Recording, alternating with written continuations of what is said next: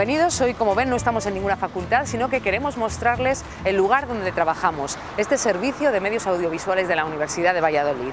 Desde aquí cada semana les acercamos toda la actualidad de la UVA. Hoy en nuestro programa charlaremos con el director y con algunos de los músicos de la joven orquesta de la universidad. También visitaremos el Instituto de Estudios Europeos, porque estos días celebra el 25 aniversario de la integración de España y Portugal en la Unión Europea, y conoceremos los grados en educación infantil y educación primaria. Pero antes vamos a repasar todas las noticias de esta semana en la Universidad de Valladolid.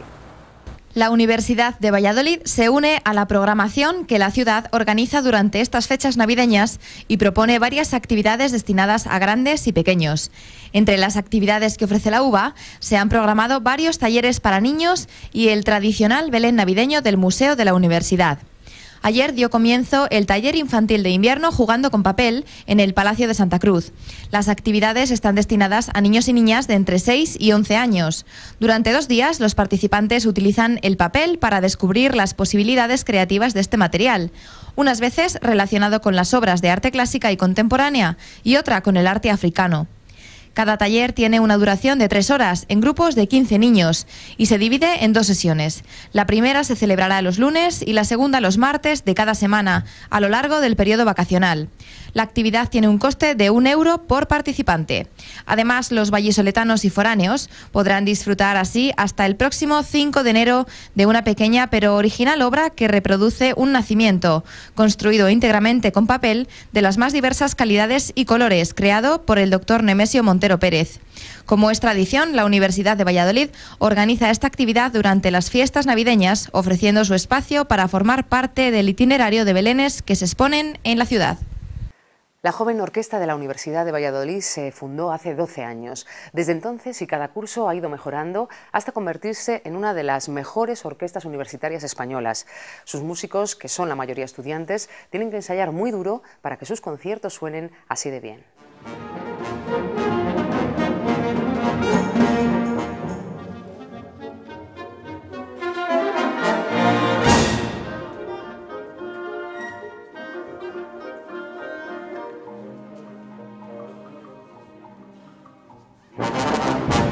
Detrás de esta imagen hay muchas horas de ensayo de la joven orquesta de la Universidad de Valladolid.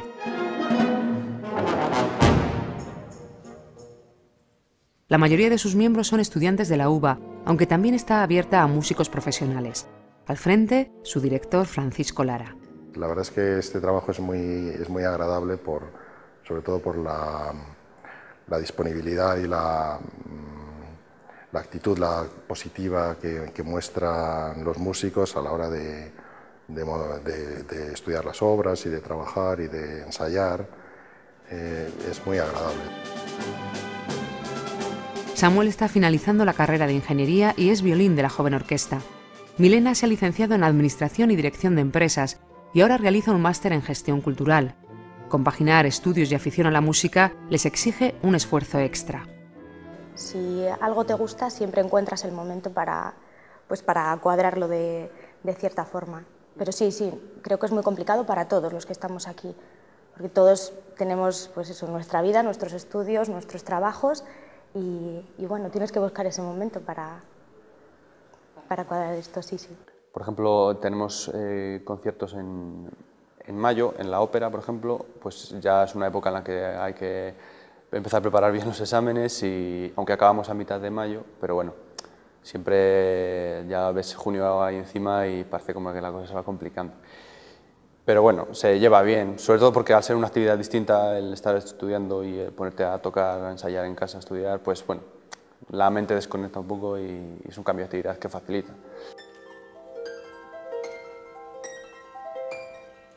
Isabel eligió el arpa, uno de los instrumentos más difíciles de tocar. Colabora desde hace 2 años con la joven orquesta y no cambia la música por ninguna otra profesión. Yo creo que ser músico es una profesión fascinante. Yo creo que no hay nada como esa, bueno, la defiendo porque es mía, pero viajas por todo el mundo, conoces gente que no conocerías estando siempre en tu sitio, gente nueva, culturas nuevas, son experiencias que no se viven si no estás aquí. Y desde muy joven, pues yo empecé a los 10 años ya a tocar en orquestas, he todo lo que lleva desde ahí, desde todas las orquestas jóvenes, orquestas profesionales, que ya vives, otros directores, otras cosas que no haces, bueno, pues teniendo la profesión. Yo no la cambio por nada. Por la orquesta pasan muchos músicos. Algunos la abandonan cuando se licencian y comienzan a buscar trabajo, otros permanecen fieles.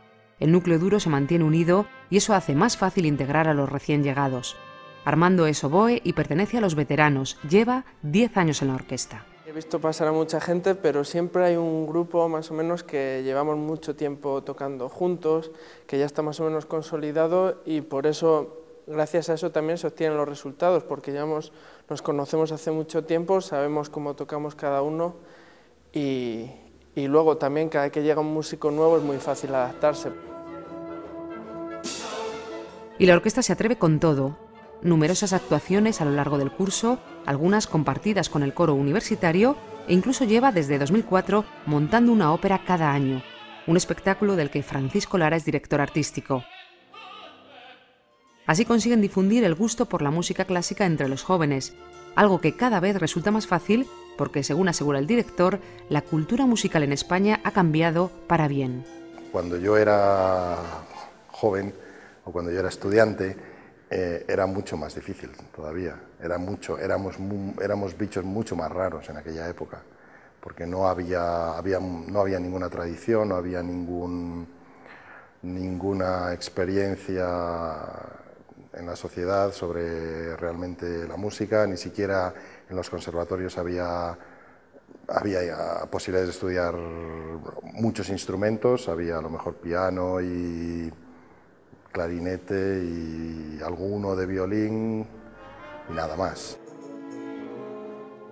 Tocar, sentir la música, disfrutar con los compañeros y también con la respuesta del público, una experiencia que los músicos de la orquesta valoran como un privilegio.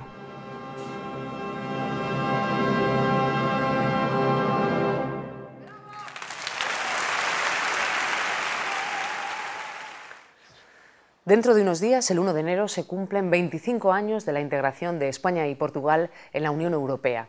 Por eso hemos querido visitar el Instituto de Estudios Europeos, un centro dedicado a la investigación y la promoción de la idea de Europa. El Instituto de Estudios Europeos lleva 2 décadas dedicado a la investigación de los procesos de integración europea y a la promoción del europeísmo. Ricardo Martín de la Guardia es el director de este instituto. Una de sus vocaciones es la difusión de la idea de Europa, que ahora más que nunca debe ser impulsada. Todavía, efectivamente, la mayor parte de los ciudadanos piensan en clave nacional o en clave regional, ¿no? Parece que la política regional o la política nacional es lo único que cuenta o es lo único que importa, ¿no? Realmente no, realmente yo creo que hay que continuar, por un lado, efectivamente, difundiendo la importancia que tiene la integración de Europa, y no solamente en los marcos macros, sino en esa vida cotidiana del ciudadano, y por otro, efectivamente, también tratar de explicar lo que la Unión Europea hace, lo que los planes o los programas que la Unión Europea desarrollan. Dentro de la intensa actividad del Instituto, cursos para analizar desde distintas disciplinas asuntos de alcance europeo. Estos días, por ejemplo, se ha celebrado una jornada de estudio con motivo de la conmemoración de los 25 años de la entrada de España y Portugal como miembros de pleno derecho en las comunidades europeas. Otra de sus apuestas fuertes es la investigación. Graciela López es licenciada en Derecho y se encuentra disfrutando de una beca en el instituto para realizar su tesis doctoral sobre los partidos políticos a escala europea. Sobre todo pretendo ver qué tipo, si es de democracia, si es que la hay, qué tipo de democracia hay en Europa, cómo trabajan los grupos políticos en el Parlamento Europeo, cómo se eligen, quiénes son esas personas pues, que nos representan y deciden por nosotros, pues un poco quiénes son, qué límites hay en las ideologías políticas en el Parlamento. Graciela, como la mayoría de los jóvenes estudiantes, ha crecido dentro de la Unión. Eso hace que la comunidad universitaria conozca y sepa valorar lo que significa pertenecer a Europa. el mundo universitario sea probablemente uno de los que más haya tomado conciencia de la importancia y de la trascendencia de Europa, y eso es fundamental porque esos jóvenes universitarios que pronto van a desempeñar un papel en la sociedad a través de sus puestos de trabajo tendrán una conciencia, una idea diferente de lo que es Europa, porque lo han palpado, porque han estado fuera, porque tienen más posibilidades de salir, porque se han encontrado en su vida con estudiantes de otros países. Pero para los euroescépticos, nada mejor que la mirada de un historiador. Echando la vista atrás se comprueba que en momentos de crisis, la fortaleza de la Unión es garantía para los estados que la integran. Y lo que nos ha demostrado la evolución política y la evolución económica después de la Segunda Guerra Mundial es que las áreas regionales de integración, no solo en Europa, han resultado fundamentales para potenciar económicamente los países que forman parte de esas áreas, para redistribuir mejor las rentas, para desempeñar un papel más importante no solamente en esas áreas regionales sino en el mundo. Es decir, que la integración, la cooperación es un elemento indiscutible para la salida de las crisis económicas o políticas después del 45. Y para seguir difundiendo esa idea de unidad, el Instituto imparte también el Máster en Integración Europea. Está especializado en Derecho y Economía y capacita a los alumnos para el diseño y gestión de proyectos europeos. Ya saben que el informe PISA, que mide los conocimientos de los estudiantes, ha puesto muy buena nota a los colegios de Castilla y León. En buena medida los responsables de ello son los maestros. Hoy queremos conocer dónde se forman. Hemos ido a la Facultad de Educación para conocer los nuevos grados en Educación Infantil y en Educación Primaria. La Facultad de Educación imparte desde el curso pasado los grados en Educación Infantil y Educación Primaria. Son 4 años de estudio para los futuros maestros, una formación general y pedagógica con un alto componente práctico. Hay 3 módulos, un módulo de formación general, otro de didáctico específico y el practicum. El practicum es el que más ha aumentado, lógicamente eso va a llevar también una mayor presencia en los centros educativos y por lo tanto mayor capacidad para aprender también desde la práctica profesional. Según dicta Bolonia, la Facultad de Educación ha implantado el programa Orienta. A cada estudiante se le asigna un tutor académico que realiza un seguimiento de su paso por la universidad. El alumno, cuando viene por primera vez, se le asigna un tutor de los 4 grados que tenemos. Con ese tutor tiene un profesor, tiene 10 alumnos que tutoriza y con ese tutor va a ir un poco orientándole a lo largo de los 4 años, pues desde el punto de vista de la propia formación de las asignaturas, de los posibles problemas que pueda tener, cómo irlos resolviendo. También la Facultad de Educación persigue una buena formación en idiomas de cara a satisfacer la demanda de profesorado de los centros bilingües, que cada vez son más en la comunidad. La idea es que sean los propios maestros, los propios profesores los que tengan el dominio del idioma, más que hacer especializaciones, sino que los propios profesores tengan su formación también en lengua extranjera, con lo cual podríamos conseguir que ese bilingüismo sea real, porque se impartan asignaturas, por ejemplo, en los grados en lengua extranjera. Las salidas profesionales de los maestros son estables. Periódicamente las distintas comunidades convocan oposiciones para cubrir las vacantes del profesorado, pero también los futuros graduados podrán encontrar su empleo trabajando en centros concertados o privados, en editoriales de libros de texto o en la gestión de todo tipo de actividades dedicadas al público infantil. En la despedida les invitamos a ver un Belén cuando menos curioso. Lo creó el doctor Nemesio Montero. Fue pediatra, profesor de la Universidad de Valladolid y le gustaba la papiroflexia casi tanto como a Unamuno.